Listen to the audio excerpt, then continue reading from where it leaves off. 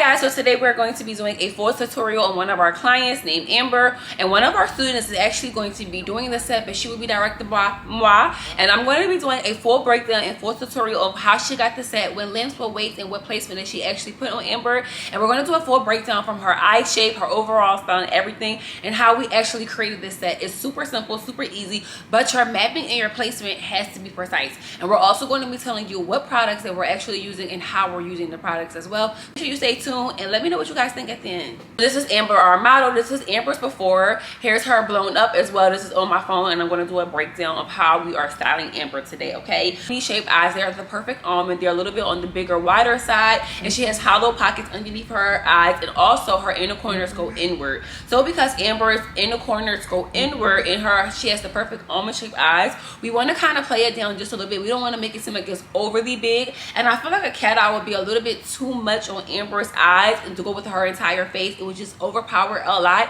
or it would just not compliment it, in my personal opinion. So the perfect style that I would give Amber is a doll eye. I love doll eye. I feel like doll eye can be dressed up in so many different ways. And remember, the difference between a doll eye and an open eye, more of a huge jump, whereas the doll eye is more of a gradual jump. Those are the two difference between the two. So if your middle number is going to be a 15 for the open eye, you're going to be doing 15, 13 on the sides, whereas the doll eye, you'll do 15, 14, 13, okay? Because remember, guys, it's gradual. That's to make the two a lot different. And I know a lot of people don't know the difference between doll eye and open eye, but that is the difference, okay? So I will give Amber a doll eye, and we're going to make this a wispy doll eye, okay? So we're going to do a strip lash look almost in a sense, but it's going to be my mapping and my styling, which I feel like best complements Amber's overall style. Amber is a gorgeous girl. She does content as well. She has big fluffy curls outside of her straight hair right now. So we're going to dress up Amber's overall look, and we're going to play into that. When I do my styling, I like to think of my client's overall look. How do they look on an everyday basis? Will this style complement them on an everyday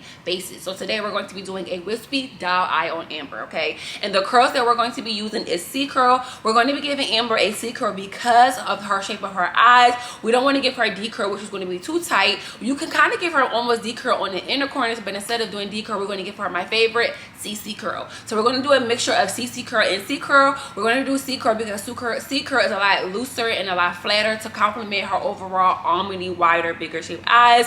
And we're also going to give her spikes and CC curl. I love doing my spikes in a tighter curl than the actual curl. A lot of people like to make their spikes the same curl as the base of the curl, but for me, I like to give a tighter effect because I want the spikes to stand out and I want them to protrude throughout the entire set. So to get that effect, you make the curl just a little bit tighter. So today we're going to be doing CC curl and spikes 0.7, and then we're going to also be doing C curl as her base. Bottom base and her inner corners would be CC as well. So let's get into the set. Okay, so Amber's mapping is 13 14s in the middle mixed together, 12 11 10 on the inner, and 12 11 for her outer.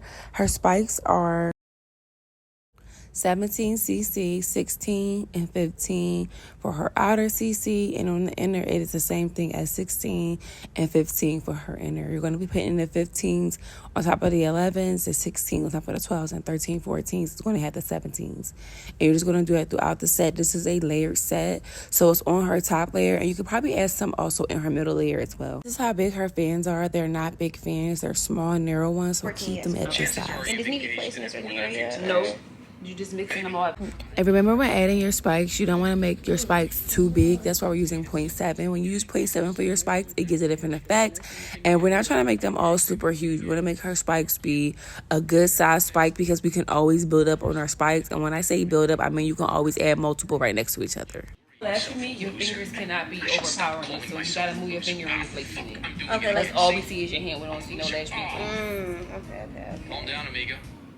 If you're using 0.3 for your fans, then you want to pick up 6 or 7 pieces of hair. I know it's hard to count, but you want to make narrow bases versus if you're using 0.5, you want to pick up 4 to 6 pieces of hair. Remember, 0.3 is going to be a lot lighter in weight, so the density of it, you want to be mindful of it. And when you do your spike buildup, you want to be mindful of how you're placing your spikes, okay? Remember earlier I told you that we can build up on our spikes and make them thicker.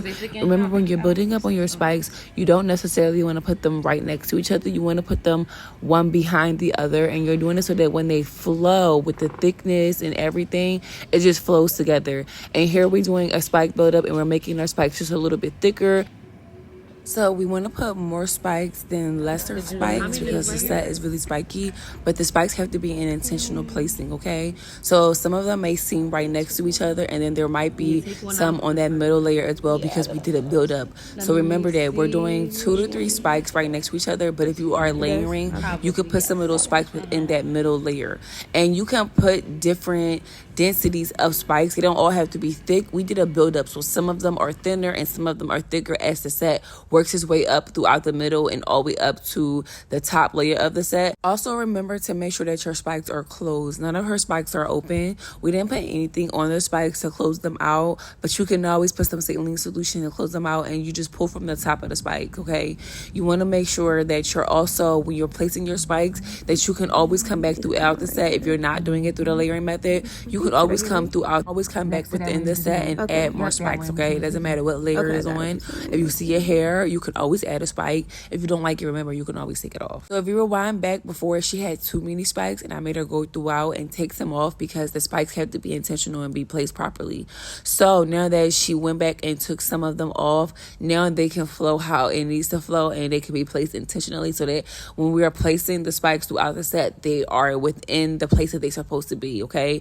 Everything needs to be within placement. That's the problem with a lot of lash artists. We don't understand the placement. So when I'm telling her to do her build up and make her spikes a little bit thicker, they have to always lay straight. They always have to be placed correctly. If they are placed on the curve, it's not going to lay, okay? That was the clip that I was just showing you guys how she's placing them properly and straight on no matter what.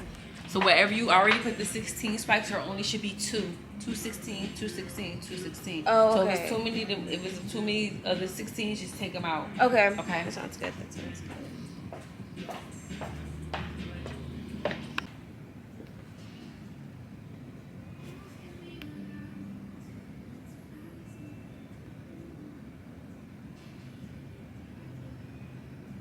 Go through it.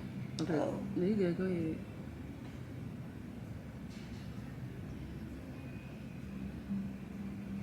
Is that good, you think? Okay. That was not right like that.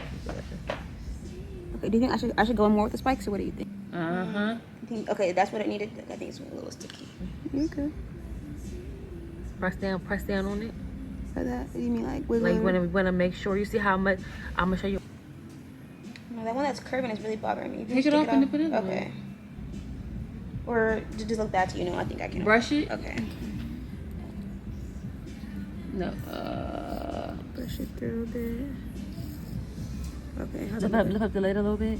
Yes, that's curving. Yeah. Yeah, Take it off. It does. Okay. Bring it down a little bit. And to me, it's not necessarily giving curving. I think it's just the way you're brushing it. Okay.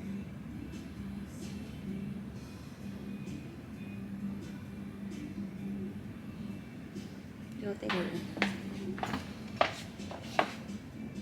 Let me see your tweezers.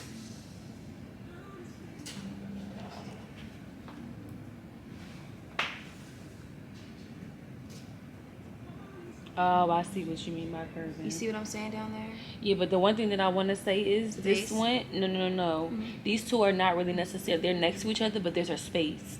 Right here is a big old space right here.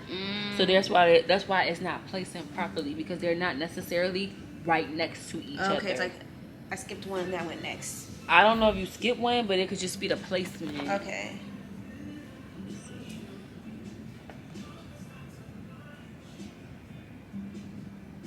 It's okay though. You can leave it. It's Are okay. you sure? Mm-hmm. Yeah, it's fine. You think whenever she opens up, we can tell? No, it look good. Okay. No, it look good. So then you can leave this how it is, and then do the same thing on this side. This how it look. And then we're gonna come in and just add some 15s to give it some more texture to it. Everything else we're gonna do is just gonna be spike build up. That's why we did the base so light like this, because it's literally gonna be just a build up. So is this kind of getting an anime? Right now, like an anime, but we're not done building up on okay. it. I know she probably got. I know she should have way more lashes left. Let me see.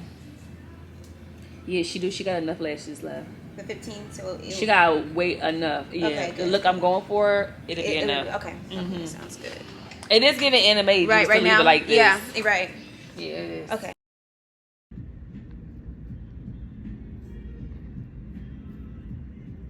Make sure that it's attached. It is. It is? Yes, ma'am. Okay. From the bottom. So yes. Okay. So now we're working our way towards the inner corners. And for her inner corners, her fans are 11s and a few 10s for the inner corners. So now we're working on a placement for the inner. So we're right there with the inner. There's going to be one spike up of 14 on the top layer. Yeah. Maybe one or two. It depends on how thick your buildup is. But you don't have to add too much for her inners. And this is how I was looking towards the finish before we started grouping all of the spikes together to make sure that we get our final look. So you want to just take those groups of spikes and just close them out together. You can use a little bit of saline solution, and this is how it should look.